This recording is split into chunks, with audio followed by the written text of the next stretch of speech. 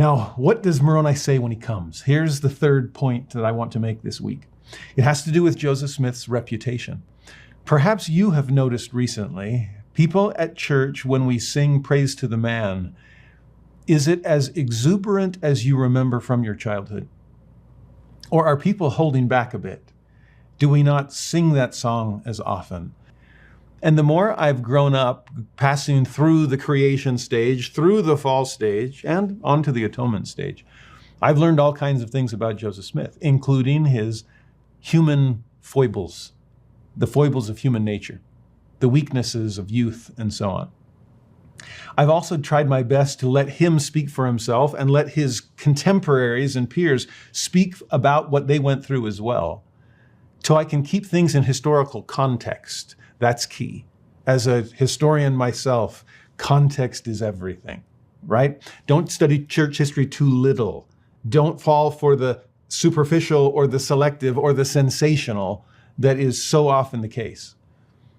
But keep in mind that Joseph Smith's reputation from the very beginning, even before he had one, he was told it would be a mixed bag.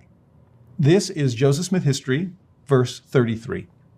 When the angel Moroni appears, he called me by name. Thy name should be had for good and evil among all nations, kindreds, and tongues. Or that it should be both good and evil spoken of among all people.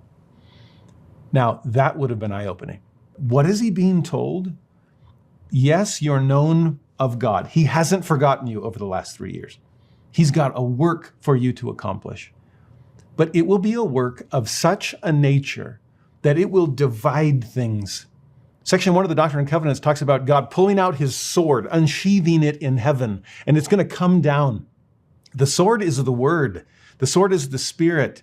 It comes out of the mouth of God, as John saw in the book of Revelation. And as God speaks, the sword falls to divide people who will listen to that voice from those who refuse to. Those who will accept God's servants and their message as it is the same as what God would have us know.